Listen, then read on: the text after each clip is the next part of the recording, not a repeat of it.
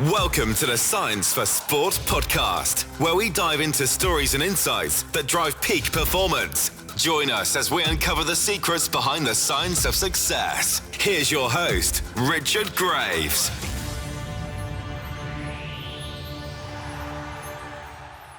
Hello and welcome to the Science for Sport podcast with me, Richard Graves.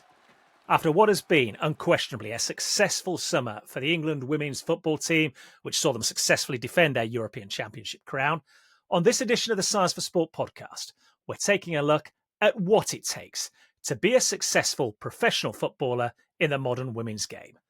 My guest for this episode is somebody who's played alongside Captain Leah Williamson, Elise Rousseau and Kira Walsh on the international stage for England, and is indeed herself coming off the back of a record-breaking season playing for Melbourne Victory in the Women's Australia A-League.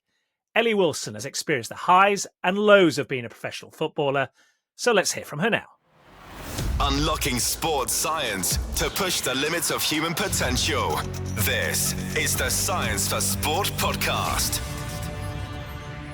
Well, Ellie, thanks for taking the time to join us today, all the way from Melbourne in Australia. It's great to have you on the podcast. Thanks for having me on. It's good to catch up. It's been a while, hasn't it? Because, full disclosure, we obviously worked together in the broadcast studio during your time at Sheffield United. But your career is a fascinating story because you've played for a number of teams over here in the UK, amongst them Reading, Bristol City, Sheffield United, an incredibly successful spell with Wolves as well, before deciding to make the jump to the Southern Hemisphere and join Melbourne Victory in the Women's A-League down there in Australia. For those of us on the podcast that aren't familiar with your journey, give them a brief outline of it. Yeah, so I started playing at Reading Football Club. I got picked up by them, eventually got into the academy and went through their academy system. So football was never on my radar as a kid, but I ended up falling in love and getting hooked. So yeah, when I was about 16, I then made the move over to Bristol City. Had a really, really successful time there and probably the standout few years of my career, to be fair. Had a few international call-ups. We had promotion to the WSL, had a brilliant group as well. Then moved over to North London, went and played for Barnet for a season and a half, which was another cool experience. I then moved up north to Sheffield United, so make sure I get that right. Yes.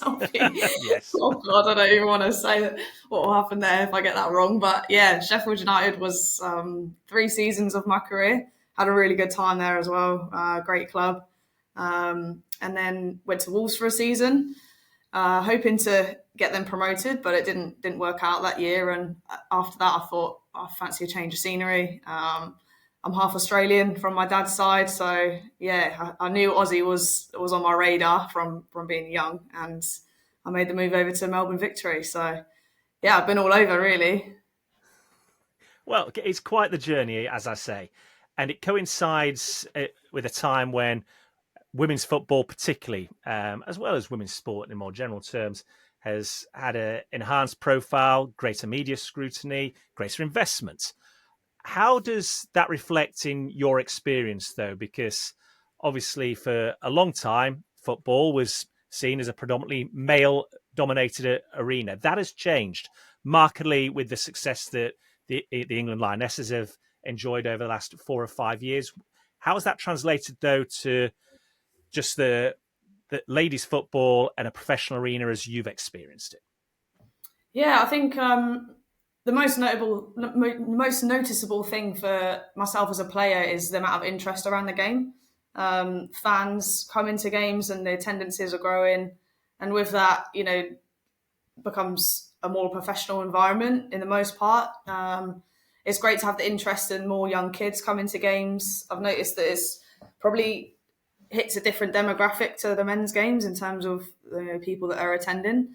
And that's nice. There's a lot more families, young girls that are coming along. And it's just the biggest change as well is just people supporting the game and enjoying it. And young kids, even young boys, not just young girls, going, you see these girls as footballers, like my teammates and my colleagues, just as footballers. And to them, it's normal, which is a great thing. And I think, the Lionesses in particular really have helped to put football on the map worldwide, not just in the UK. And that's a great thing. Like, hopefully it filters down the pyramid in terms of the support and investment of the game. Because if I'm being brutally honest, I think there's places where it's great, and then places where we've definitely got areas to improve and catch up, and in terms of supporting players, things like that. But the general trend of it is very upwards, and it's probably one of the fastest growing sports, if not the fastest, like worldwide, I'd imagine at this point, which is a great thing for women's football.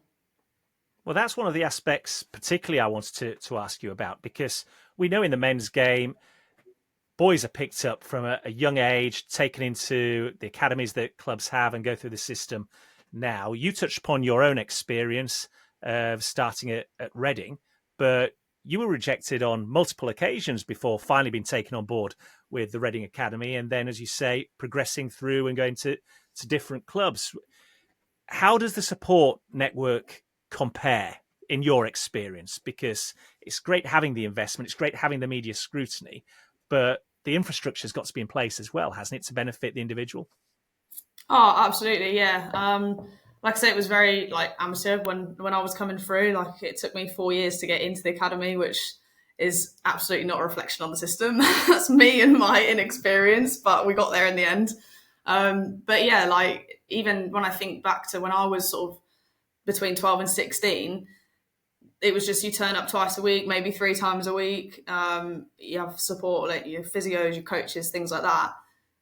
But now, going back to when I was at Wolves, there was day release for the girls 14s to 16s, which is still kind of unheard of, to be honest. I think Wolves are one of the only football clubs that are actually doing that in the country, maybe up until this season. But the fact that the girls are now being supported to come out of their school environment to actually focus on football, and the pathway is taken a lot more seriously, and their careers are taken a lot more seriously, just shows how the game is growing. Because ultimately, same as the boys, players will be seen as investments by clubs. So it's also within their interest to develop the players. But that's the way it's going. I just hope that the support continues to grow for players, because obviously the youngsters can now see a pathway into being a professional female footballer, and that's a brilliant thing. But football's not everything, you've still got to consider your education and stuff like that. And I think that's probably the trade-off, where the boys they're a lot further ahead with that, but the girls, we're just kind of starting. So I feel like there's a lot to consider even just within that itself, but the support is definitely growing. Yeah, absolutely. And we'd talk about boys going through their teenage years, formative years, we'd term it as, and they're growing, they're finding themselves, and we'd emphasize the importance of that.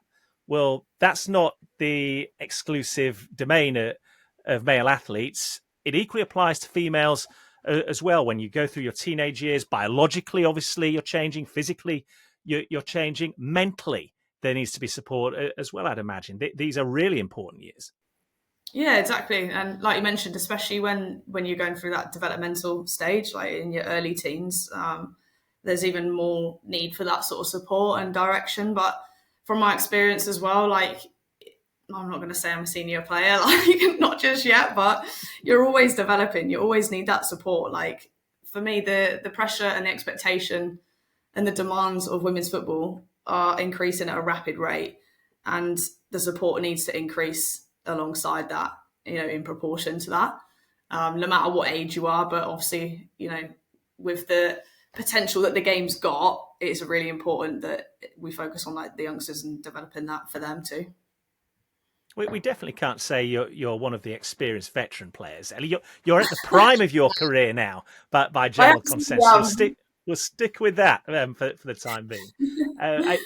I coming back to your own career as well, it's bizarre, isn't it? Because you talk about the struggles of being accepted by Reading's academy, but you were then progressed pretty quickly to the point where you're representing and being called up for England at under 19s level, 20s, under 23s. You were playing alongside some familiar household names. Leah Williamson, the current England Lionesses captain, was in that group with you as well. And all of a sudden, you're surrounded by stars that, like I say, are household names right now.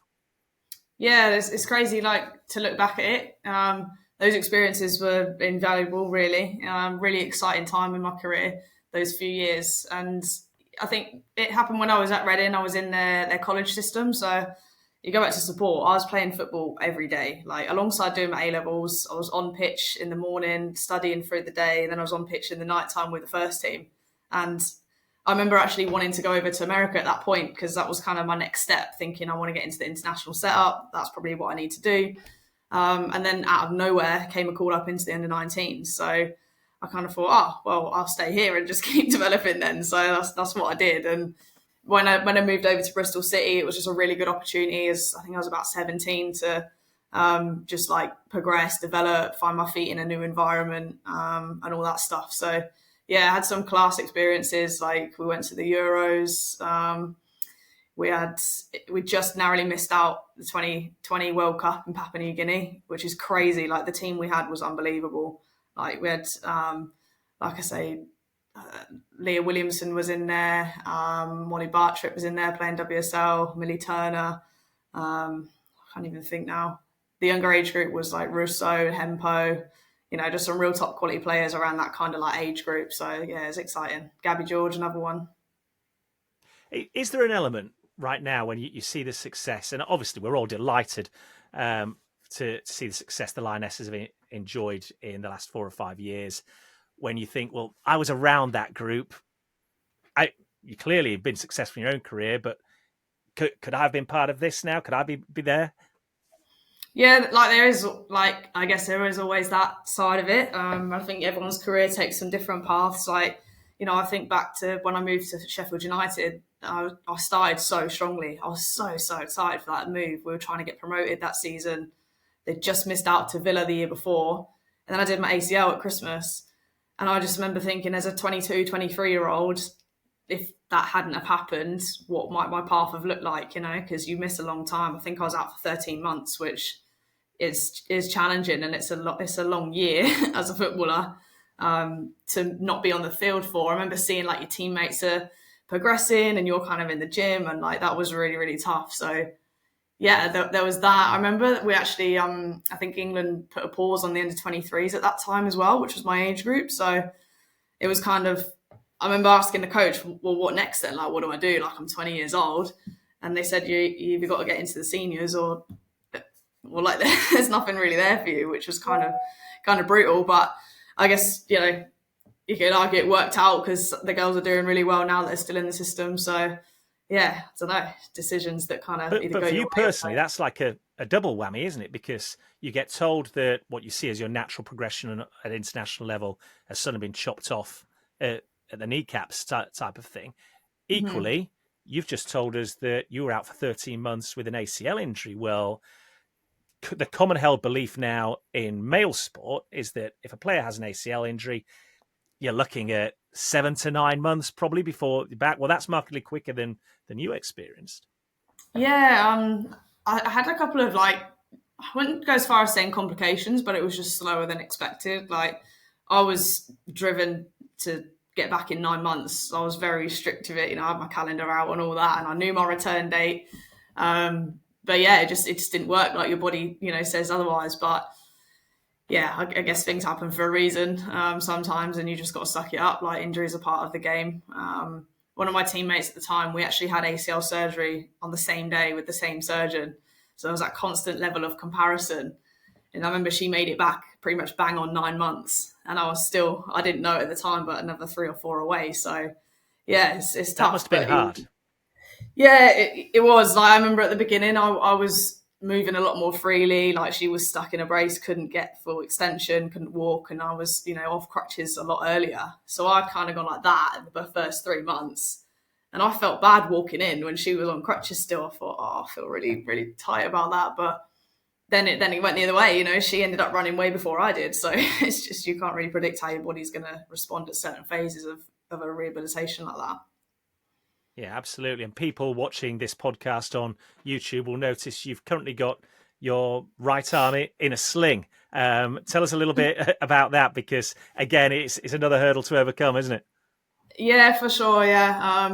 So I landed on my shoulder in the middle of the season, like just a training incident, and I think I'd subluxed it, or I'm not 100% sure exactly, but I damaged the joint. So I just strapped it up all season, got through to the the rest period of the year, and then found out I needed surgery quite late on. So yeah, I'm just currently a couple of weeks post-op, hence I've still got this as per strict instructions. But yeah, that's another one to navigate. Well, fingers crossed that this one's a speedy recovery. But when we go back to that time at Sheffield United, was that the moment when you thought, I've got to prepare for life outside of football as well? Because you've got a degree in sports science. You're currently studying to get an advanced qualification in strength and conditioning as well. It strikes me you're giving yourselves options away from football.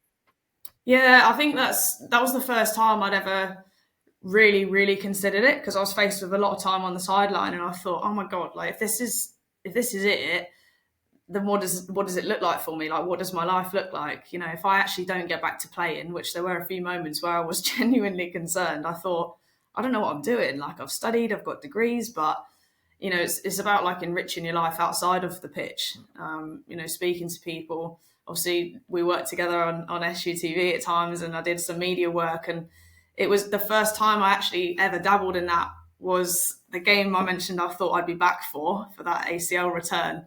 My teammate was back and I wasn't. It was her first game back. It was at Bramall Lane against Liverpool, which for us women's team, we weren't at Bramall Lane very often, so it was like a big occasion. And I was gutted about it, sulking, whatever. And I randomly got asked to do the comms for it, like SUTV for the women's game. I didn't know what I'd agreed to, but I said, yeah, go on then. And I absolutely loved it. And it kind of sparked an interest in the media side of things for me. So when you talk about like life outside of sport, had the injury have not happened, maybe I would never have discovered that I actually kind of like that stuff. So yeah, I just think it's important to just try and do as much as you can outside the game, because you just don't know what's around the corner. Yeah, absolutely. So on that note then, having gone through these experiences and prepared yourself as best you can for all eventualities, how does the move to Australia come about? Because up until 12 months ago, as we're sat here recording this now, your entire career had been over here in England. Yeah, I know, crazy. I always knew I wanted to go to Australia at some point. My dad's Australian, so I've fortunately got dual citizenship there. And yeah, my agent was very well connected at the time. I mentioned I'd be interested. I got my citizenship through, which helped massively because I'm technically a homegrown player, even though I'm from the UK. So yeah, the move came about, and it just felt right. Like, I can't explain it. I just knew that it was the right move for me. Melbourne, I'd heard, was an absolutely brilliant city, and I just thought, yeah, I'm just going to bite the bullet. Like, why not? You know, your career. I feel like football is a passport in a sense that it can take you anywhere. So why not explore that when you've got the opportunity to do so? Yeah, and obviously, like you say, Australia, sports mad nation. Melbourne, we've all heard of the MCG. It's not just cricket that's played there. Obviously, Aussie rules football's played there. Recently, the Lions played a test match there as well in rugby union. And you're coming off the back of an incredibly successful, but in equal measure, frustrating season with Melbourne Victory. Yeah, I don't really know how to sum it up. We had a crazy season on paper, broke records, numerous records within the club. Like points per game, it was the highest points per game tally we'd had, the most points in the season. We had the most clean sheets, had the best defensive record. Like, yeah, it was just absolutely wild. The longest undefeated run, 15 games undefeated this season. And City, who won the league, went 16. I think they went 16 games, or we might have tied at 15. I don't know, but really great season. We came second by 2 points, but got to the grand final and then lost on penalties. So yeah, we didn't win the championship or the premiers, but I don't know how you can come away from such a successful season with no silverware, but somehow we've managed to do that as well. So there we go. There must be a great amount of pride, though, in the performance over the campaign, because as you say, records fell over the season. People will say it's a results-driven business. I get that. But when we talk about a time and an era when women's sport generally is being advanced and pushed to the fore, what you and this group of individuals achieved as a team over the last 12 months, it will stand the test of time. Yeah, for sure. Like, you know, the records are now there, and the standards are set. The benchmark is in place as such for the next group. You know, next season, everyone's going to want to beat that. And like I said, we're bitterly disappointed not to win that grand final. Like, we've really found form in the back end of the year. We just had one more game to win, and I think we could have played for another 2 days continuous and still not won that game. It just wasn't our day. But yeah, that aside, like, it just shows the development of like the team, development of the group, and there's a lot of positives going into next season from that side of it. I want to mesh two things, because by trade you're a right back. Obviously, people will have seen Lucy Bronze excel for the Lionesses in the recent Euros. You mentioned you lost the final on penalties. We've all seen Lucy Bronze step up in that penalty shootout for England, and whereas people were goose-stepping their way to take penalty kicks or stuttering their runs up, she just stepped up, no nonsense, put her laces through the ball, straight down the centre. Bang, thank you very much. A, did you take a penalty in the shootout? And B, is that a style that you can say you're familiar with and would emulate yourself? I'm going to get a bit of judgment here. No, I actually didn't take a penalty in the grand final. I've never really been much of a penalty taker, only because I feel like if there's people in the group that are confident and wanting it and take them more regularly, I'm not going to stand in your way. You know, if you want to take a penalty and you feel good and that's normally your sort of strength, absolutely go for it. If it gets to the 6th penalty and someone else needs to go, 100% I'll put my hand up. Like, I would take one, but I'm not going to take it off a confident striker or a confident Lucy Bronze for that matter. But yeah, I don't know. You know, you would have put your house on all 5 of our players scoring that day. Our first penalty taker, bless her, I know she felt awful. I've never seen her miss a penalty in training, in games, anything ever. And unfortunately, on that day, it rattled the crossbar. So penalties are a lottery, as we know. So yeah, it is what it is. Yeah, you need some good fortune for sure, don't you? And I'm interested as well, because as fans, as spectators, we've all seen countless penalty shootouts, and you hear people in the media, myself included at times, talk about the psychology, the pressure, the expectation. We can talk about it till we're blue in the face. I imagine it compares not at all to the experience when you're actually part of that process. So take us inside the camp, inside that squad, if you like, when the season is on the line and it comes down to 5 spot kicks. Yeah, I mean, we were massively confident the entire game, and that includes penalties. Like, we were losing 1-0 up until about, 70, 80 minutes. We knew we were going to score. Like, even extra time, we're still 1-1. We knew we were going to win, and it went to penalties, and we were like, yeah, no dramas. You know, we'd practiced these for weeks leading up to that final, and we practiced them in as much as a high pressure environment as we could replicate in training as possible. We were split into teams for the entire training session. You know, you pick your 5 penalty takers, you lined up on the halfway line, you walk to the spot. We tried to make it as real as possible because that's what we were going to face. And yeah, like, going into penalties, I was thinking, oh my God, it's going to be decided on this, but we're good. Like, we're sweet, like, no dramas. Whether there's a level of overconfidence there from the group, I don't know, but it's better than not being confident at all. And unfortunately, it just still didn't go our way. But yeah, we practiced and prepared as much as we could do. What are the ebbs and flows during the penalty shootout like? I get, it's probably different for me, as I wasn't one of the penalty takers. I can't speak from the pressure that they might have been experiencing, but I had full confidence in the group. I think we all had full confidence in each other. So yeah, we won the toss, which we all know is like meant to be a bit of an advantage there. I think that's well documented now. And then, yeah, our first penalty taker hit the crossbar. And I think that was the first time, a few of us after the game said it as well, that we thought, do you know what? This actually might not be our day. Bearing in mind, we'd had about 30 plus shots in the game as well, and still not managed to win. Like, that's just wild. So yeah, there was nerves definitely at that moment. One of their penalty takers, I think it was number 3, slipped over as she took the pen. So did our keeper, and it just trickled over the line. And you just think, this just isn't our day. Like, it's just not happening. And yeah, it turned out it wasn't. Like, we lost 5-4 in the end. So it was, yeah, tough. You've experienced, like I say, a lot already over your career. In terms of emotions, Where will that experience rate? Is it the worst emotion you felt, or are you able to contextualize it and say, well, look, this is nothing compared to when I had the ACL tear, for example, and the disappointment that comes with that news? I think for me personally, that stands out as probably the hardest loss I've taken. As a group, it was hard. Like, we'd done so well.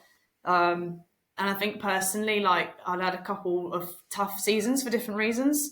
So that would have just been, the cherry on top to kind of go, your hard work's paid off. Like, you've got a medal at the end of it.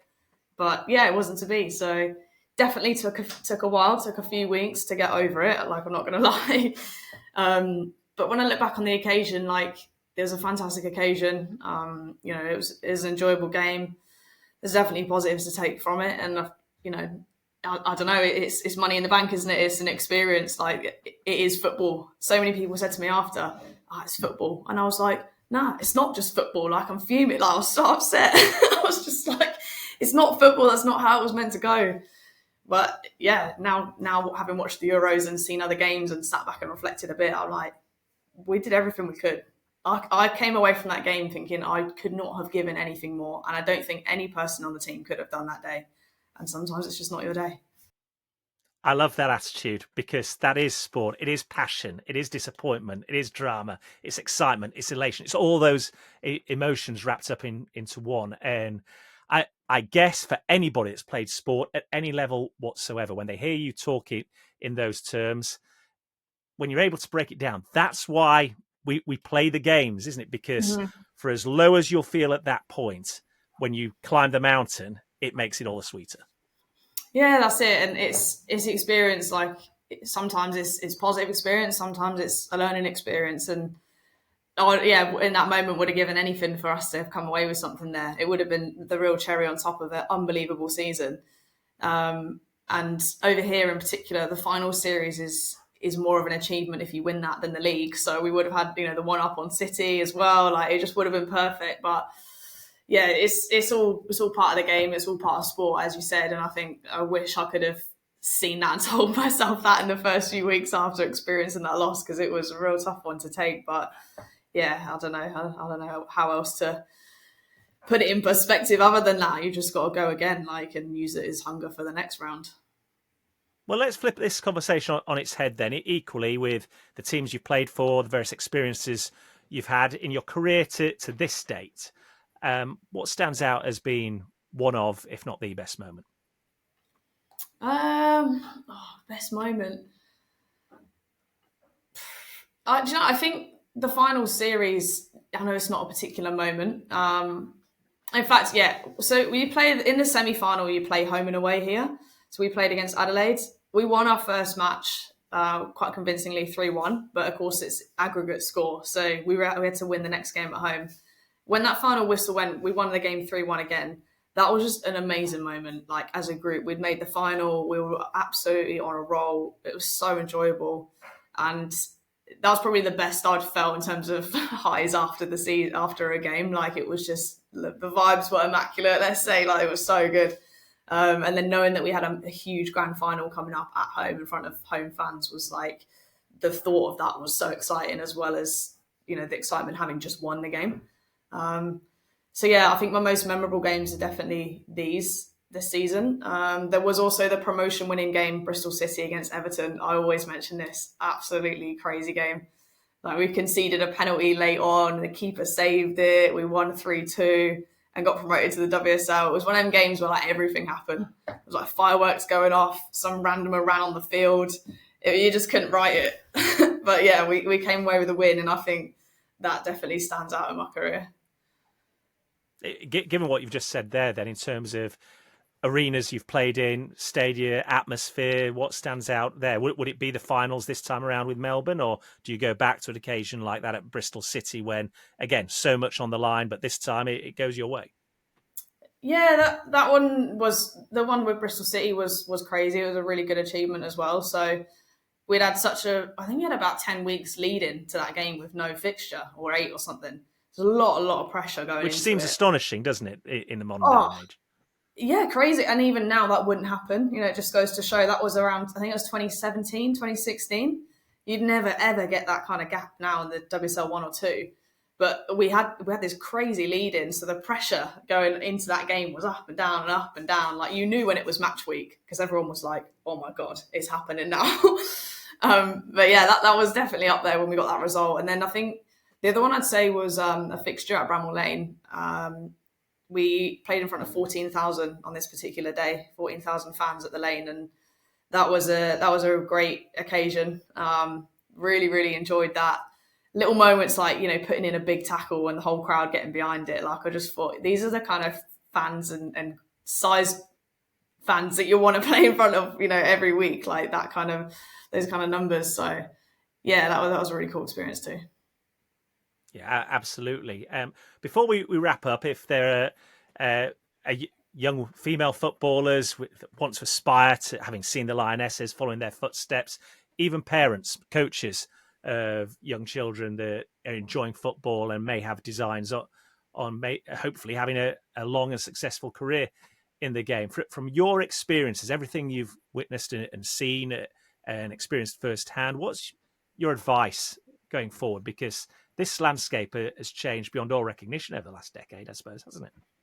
Yeah, sure. I'd say there's two things for me that stand out. The first one is to always work hard, which sounds like a given, but if you want it that bad, you make sure there's no stones unturned with regard to your own preparation. And I think that's put me in good stead throughout my career. Times where, I may not have been as technically good as those around me or whatever, I can always control my work rate and make sure I'm the fittest person on the pitch. Like, I'm winning fitness testing and all those things, because that really does help put you in a good position. And the second thing would be to make sure that you are open to ideas outside of sport and off the pitch to develop yourself as a person away from football, because football's not everything. And I think throughout my career, each season that's gone by, I've learned that more, and I'm grateful that I always focused on things outside of sport until this point. So yeah, football's amazing and definitely pursue it, but don't forget to do your studies. See, parents especially will love to hear that. And yet, for those of us that are sports mad, time and time again, you'll have heard that in order to excel at whatever sport or field you're applying yourself to, you've got a tunnel vision, be single-minded, absolutely focused. Not necessarily the case. Yeah, I think I get both sides of the argument, absolutely do. But I think there's ways you can balance that and prioritise different things at different times. Even within the day, you can't train every hour of the day. So what are you doing for the rest of the day? Get your recovery in and go and study or do something. It might not be getting your head in a textbook. It might be attending events. It might be speaking to people, networking, whatever. I just think, you look at the stat in the men's game where less than 1% of boys make it to the top level. That's a crazy number. And I know the women's game will go in that same direction. It's probably more than 1%, definitely is at this point. But when you think the other 99%, what do you end up doing? You can't put all your eggs in one basket. And that's just the reality of it. And even if you are that 1%, what are you doing after you're finishing your career? It's a short career being an athlete. So I definitely put value on finding your own identity away from your athletic identity. I think that's really important. And you'll probably play better for it, not to be so wrapped up in the game. Yeah, absolutely. Because as the saying goes, you're a long time retired, aren't you? So listen, Ellie, this has been fantastic to hear from you and hear how things are going down there in Australia as well. For those of our listeners that have enjoyed this conversation, where can they find you on social media and follow what's next? Yeah, nice. I'm on Instagram, so LEJ_Wilson_, and also on Twitter as well. That's probably more football updates too, but yeah, definitely on socials. Fantastic. We'll be sure to stay across that. Obviously, we wish you a speedy recovery from the shoulder surgery, and we very much look forward to seeing what's next up in your career as well. Thanks for joining us this week. No, thanks, Rich. Appreciate it, and it's been a pleasure. Unlocking sports science to push the limits of human potential. This is the Science for Sport podcast. Many thanks to Ellie Wilson for joining me on this week's edition of the Science for Sport podcast. And if you want to find out more about some of the issues she touched upon in our conversation, you can do so by visiting our website, www.scienceforsport.com. And if you've enjoyed this episode, please do share it with a coach, a colleague, an athlete, or a friend. Remember, the more downloads we get, the easier it becomes for us to attract more top-name athletes and professionals at the very leading edge of their field. Well, that is just about all for this week's episode. Thanks once again for listening, and I look forward to when you can next join me on another edition of the Science for Sport podcast. Unlocking sports science to push the limits of human potential. This is the Science for Sport podcast.